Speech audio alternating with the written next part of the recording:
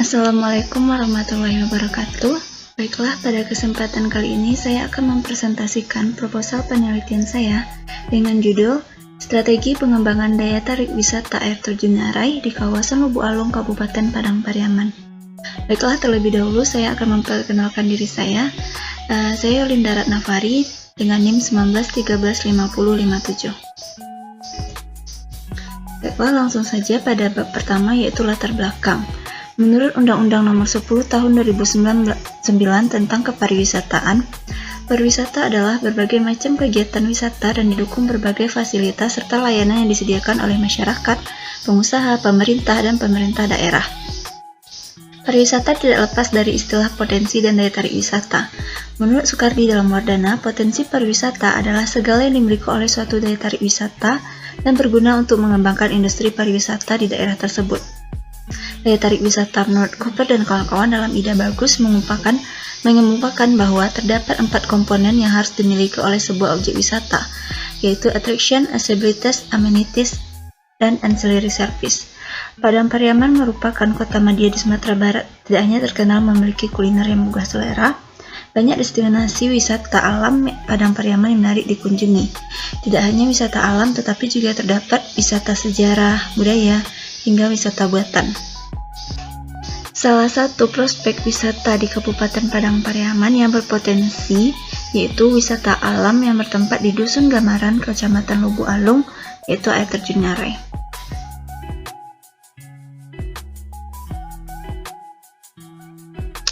Untuk dapat menuju air terjun Nyarai, kita harus berjalan sejauh 5,1 km dengan memasuki hutan yang masih rindang dan menyusuri sungai yang cukup deras airnya. Jalan setapak yang dilalui cukup berat, tanjakan, turunan, dan jalanan berbatu akan dilalui. Dibutuhkan waktu sekitar 2-3 jam jalan kaki untuk menuju air terjun Nyarai. Keberadaannya cukup tersembunyi dan membutuhkan kondisi fisik yang kuat untuk menempuh jalan menuju lokasinya, membuat air terjun ini tidak terlalu banyak diketahui oleh wisatawan. Selain kondisi jalan yang jauh untuk ditempuh, di sekitar air terjun tersebut masih belum tersedia fasilitas pendukung dalam suatu objek wisata, seperti toilet dan tempat jualan yang menyediakan makanan maupun cemilan dan minuman.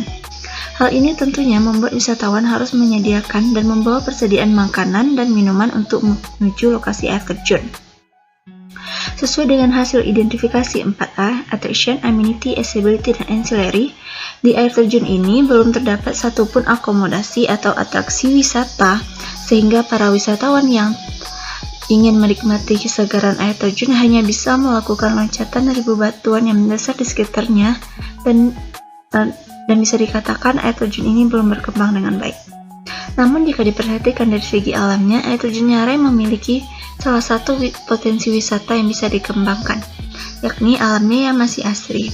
Selain itu, banyak faktor dan kendala baik internal maupun eksternal yang menyebabkan mengapa wisata air terjun Nyarai belum bisa berkembang dengan baik. Nah, berdasarkan latar belakang ini, peneliti tertarik melakukan penelitian yaitu strategi pengembangan daya tarik wisata air terjun Nyarai di kawasan Lubuk Alung, Kabupaten Padang Pariaman. Selanjutnya yaitu identifikasi masalah. Yang pertama, air terjun Nyarai belum memenuhi 4A, yaitu attraction, amenity, accessibility, dan ancillary sebagai komponen dalam daya tarik wisata. Yang kedua, adanya kendala dalam mengembangkan potensi air terjun Nyarai. Adapun fokus masalahnya yaitu berdasarkan identifikasi masalah di atas. Yang menjadi fokus masalah dalam penelitian ini adalah strategi pengembangan daya tarik wisata air terjun Nyarai di kawasan Lubuk Alung, Kabupaten Padang Pariaman. Selanjutnya yaitu rumusan masalah. Yang pertama, apa saja 4A, Attraction, Amenity, Accessibility, dan Ancillary yang terdapat di kawasan air terjun Nyarai? Yang kedua, kendala apa saja yang dihadapi dalam mengembangkan potensi wisata air terjun Nyarai? Untuk tujuan penelitian ini terdapat 2 tujuan, yaitu tujuan umum dan tujuan khusus. Tujuan umum dari penelitian ini adalah untuk mengetahui strategi pengembangan daya tarik wisata air terjun Nyarai di kawasan Lubuk Alung, Kabupaten Padang Pariaman. Tujuan khususnya yang pertama untuk mengetahui konsep 4A, Attraction, Amenity, Accessibility, dan Ancillary yang ada di kawasan air terjun Nyarai. Yang kedua, untuk mengetahui kendala apa saja yang dihadapi wisata air terjun Nyarai dalam mengembangkan potensi wisata. Selanjutnya yaitu manfaat penelitian. Adapun manfaat penelitiannya yaitu yang pertama bagi Dinas Pariwisata Kabupaten Padang Pariaman, yang kedua bagi Fakultas Pariwisata dan Perhotelan, yang ketiga bagi mahasiswa manajemen perhotelan, dan yang terakhir bagi penulis. Selanjutnya bab 2 bagian kajian teori. A. Aspek-aspek teoritis. Aspek teoritis yang pertama yaitu strategi pengembangan. Kata strategi berarti memilih bagaimana caranya sumber-sumber mungkin digunakan dengan efektif untuk mencapai suatu tujuan yang dinyatakan. Diungkapkan dengan cara lain, strategi menyatakan faktor-faktor mana yang akan diberi penekanan dalam mencapai tujuan. Pengembangan dalam pengertian umum berarti pertumbuhan, perubahan secara perlahan atau evolusi, dan perubahan secara bertahap. Sementara menurut Lestianti, pengembangan adalah suatu proses atau cara yang dilakukan untuk perbaikan ke depannya agar menjadi lebih baik sehingga tercapai tujuan atau sasaran yang diinginkan. Sehingga dari pengertian tersebut dapat disimpulkan strategi pengembangan adalah cara yang digunakan untuk memperbaiki suatu hal yang sudah ada menjadi lebih baik untuk mencapai sasaran atau tujuan yang diinginkan. Aspek teoritis yang kedua yaitu analisa SWOT. SWOT adalah singkatan dari strength atau kekuatan, weakness atau kelemahan, opportunities atau peluang, dan threat atau ancaman. Di mana SWOT ini dijadikan sebagai suatu model dalam menganalisa suatu organisasi yang berorientasi profit dan non-profit dengan tujuan utama untuk mengetahui keadaan organisasi tersebut secara lebih komprehensif. Sedangkan analisa SWOT adalah penilaian atau asesmen terhadap hasil identifikasi situasi untuk menentukan apakah sesuatu dikategorikan sebagai kekuatan, kelemahan, peluang, atau ancaman. Menurut Pradika, analisa SWOT objek wisata meliputi kekuatan atau strength objek wisata berupa panorama yang indah, sejuk dan masih asri, sumber air yang melimpah, kondisi keamanan yang baik, suasana yang memberikan rasa nyaman, jarak objek wisata yang dekat dengan kota. Kelemahan atau weakness objek wisata berupa promosi yang kurang baik, program pengembangan objek wisata yang sederhana, keadaan yang kurang baik. Peluang atau opportunities objek wisata berupa otonomi daerah yang memberikan keleluasaan untuk mengembangkan potensi wisata. Banyak wisatawan yang ingin berkunjung. Yang terakhir itu ancaman atau threat objek wisata berupa berkembangnya objek wisata lain yang meningkatkan persaingan, kurangnya kesadaran wisatawan untuk menjaga objek wisata. Aspek teoritis yang ketiga yaitu daya tarik wisata. Daya tarik wisata menurut kawan-kawan merupakan bahwa terdapat 4 komponen yang harus dimiliki oleh objek wisata, yaitu attraction atau atraksi merupakan komponen yang signifikan dalam menarik wisatawan. Suatu daerah dapat menjadi tujuan wisata jika kondisinya mendukung untuk dikembangkan menjadi sebuah atraksi wisata. Yang kedua, amenity atau fasilitas. Atau amenitas adalah segala macam sarana dan prasarana yang diperlukan oleh wisatawan selama berada di daerah tujuan wisata. Yang ketiga yaitu accessibility atau aksesibilitas merupakan segala macam transportasi ataupun jasa transportasi menjadi akses penting dalam pariwisata. Di sisi lain, akses ini diidentifikasikan dengan transferabilitas, yaitu kemudahan untuk bergerak dari daerah yang satu ke daerah yang lain.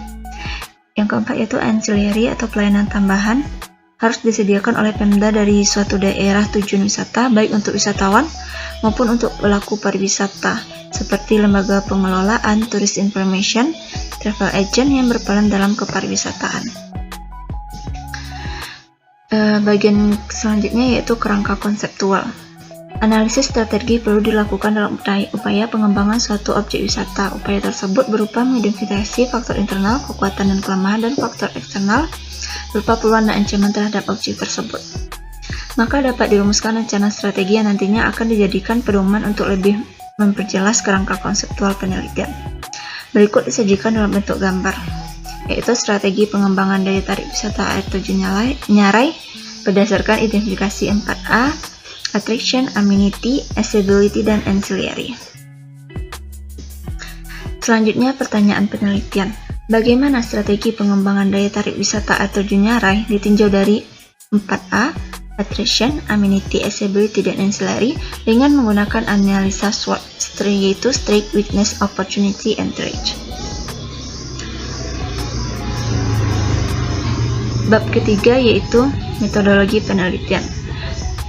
Yang pertama, jenis penelitian. Penelitian ini merupakan suatu penelitian deskriptif dengan data kuantitatif, di mana peneliti bermaksud untuk menggambarkan fenomena yang ada dengan menganalisis dan menyajikan fakta secara sistematis untuk mempermudah pemahaman dan penarikan kesimpulan. Menurut Sujana Ibrahim dalam Ansari, penelitian deskriptif adalah penelitian mendeskripsikan suatu gejala, peristiwa, kejadian yang terjadi pada saat sekarang. Selanjutnya, tempat dan waktu penelitian. Penelitian ini mengambil lokasi di Kecamatan Lubuk Alung, Kabupaten Padang Pariaman. Pengumpulan data dilakukan pada bulan Februari 2022. C. Definisi operasional. Berdasarkan kajian teori yang dijelaskan sebelumnya, maka dapat dilihat bahwa definisi operasional variabel penelitian ini adalah satu, attraction atau atraksi merupakan sesuatu yang menjadi daya tarik dan dapat membuat wisatawan terkesan yang berupa rasa puas, rasa nyaman, dan rasa nikmat pada wisatawan yang melihatnya atau melaksanakannya. Yang kedua, amenities atau fasilitas. Amenitas merupakan segala macam sarana dan prasarana yang diperlukan oleh wisatawan selama berada di daerah tujuan wisata, seperti penginapan, rumah makan, dan tempat ibadah. Yang ketiga yaitu accessibility atau aksesibilitas adalah semua jenis sarana dan prasarana transportasi yang mendukung pergerakan wisatawan dari wilayah awal wisatawan ke destinasi pariwisata maupun pergerakan di dalam wilayah destinasi pariwisata. Yang keempat yaitu ancillary atau pelayanan tambahan. Pelayanan tersedia termasuk pemasaran, pengembangan fisik berupa jalan raya, rel kereta, air minum, listrik, telepon, dan lain-lain, serta dapat mengkoordinir dengan baik segala macam aktivitas dan segala peraturan perundang-undangan baik di jalan raya maupun di daya tarik wisata tersebut. Selanjutnya yaitu bagian jenis data dan teknik pengumpulan data. Jenis data yang digunakan yaitu ada dua, data primer dan data sekunder. Adapun teknik pengumpulan datanya berupa wawancara, dokumentasi, dan observasi. Sumber data. Sumber data yang digunakan dalam penelitian ini yaitu data sekunder, yang dimana data diperoleh dari pengalaman wisatawan yang sudah pernah mengunjungi air terjun Nyarai dan juga diperoleh dari kajian pustaka. F. Instrumen penelitian. Agar instrumen lebih sistematis dan mudah dipahami oleh peneliti, maka sebelum disusun dalam bentuk pertanyaan perlu dibuat kisi-kisi dalam tabel seperti berikut. Variabelnya yaitu strategi pengembangan daya tarik wisata air terjun Nyarai di kawasan Lubuk Alung dengan indikator analisa 4A sebagai komponen daya tarik wisata, berupa attraction atau atraksi apa saja yang ada di air terjun Nyarai, amenity atau fasilitas apa saja yang dimiliki atau tersedia di sekitar air terjun Nyarai, accessibilitas, dan pelayanan tambahan. Adapun analisis data yang digunakan, yang pertama, reduksi data diartikan sebagai proses pemilihan, pemusatan perhatian pada penyederhanaan dan informasi data kasar yang muncul dari catatan-catatan tertulis di lapangan. Reduksi data berlangsung secara terus-menerus selama penelitian berlangsung. Yang kedua, penyajian data. Penyajian data dikumpulkan dibatasi hanya sebagai sekumpulan informasi yang tersusun yang memberikan kemungkinan adanya penarikan kesimpulan dan pengambilan tindakan. Yang ketiga yaitu penarikan kesimpulan. Mulai dari pengumpulan data, pengefisiensian suatu konsep, mencatat keteraturan, pola-pola penjelasan, konfigurasi yang mungkin, alur sebab akibat, dan profesi, kemudian menjadi keterangan yang lebih rinci sebagai kesimpulan. Baiklah, sekian presentasi proposal penelitian dari saya. Terima kasih. Wassalamualaikum warahmatullahi wabarakatuh.